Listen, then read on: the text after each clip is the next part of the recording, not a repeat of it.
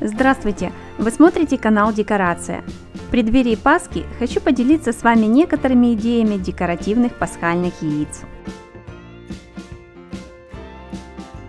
Для изготовления такого яйца необходима пенопластовая заготовка.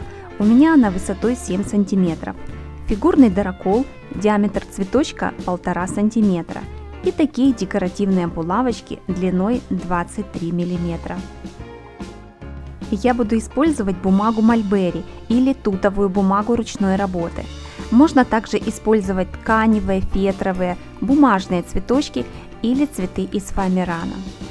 Для яйца такого размера мне понадобилось около 80 цветочков. Дальше прокалываем серединку цветочка булавочкой и крепим поочередно к заготовке. Старайтесь размещать цветочки так, чтобы не было видно пенопласта.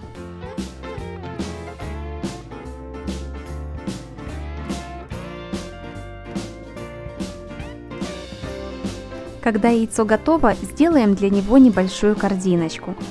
Для этого я использую стаканчик от детского йогурта.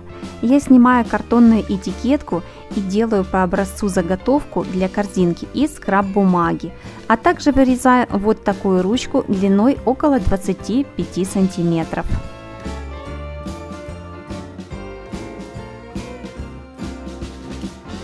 Эту часть стаканчика я срезаю, чтобы корзинка была ровной. В своих работах я использую хороший столярный клей ПВА. Я наношу его на бумагу и обклеиваю стаканчик, а внутри приклеиваю ручку.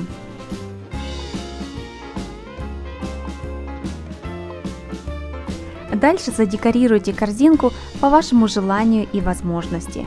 Я приклеила травку, цветочки, положила в корзинку сизаль, рафию и перышки. Такая корзинка смотрится очень мило и послужит хорошим украшением вашего интерьера. Следующая поделка в эко-стиле, и мне она очень нравится. Она подвесная, и в начале работы мы проделываем шилом небольшое отверстие в верхней части деревянного яйца и вставляем вот такое крепление.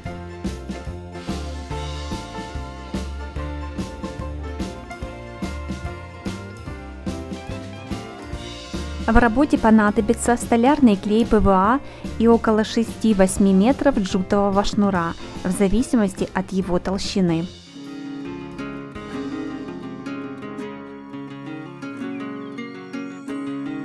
Дальше постепенно наносим на небольшие участки клей и приклеиваем шнур, как показано на экране. Не наносите клей сразу на всю заготовку, так как он быстро высыхает и загрязняется.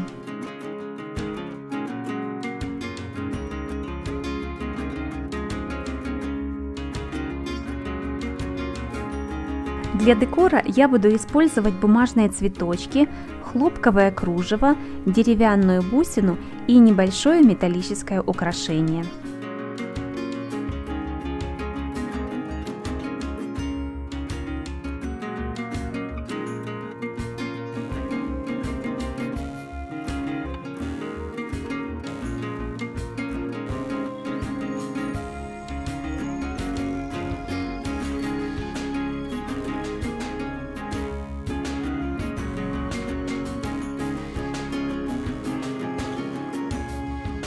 Вот такое яйцо получилось у меня.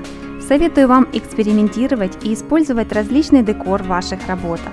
Если вам понравилось это видео, поставьте лайк под ним. А с вами была Ирина на канале Декорация. Заканчиваю свое видео цитатой Альберта Эйнштейна: «Творчество заразительно, передай другому».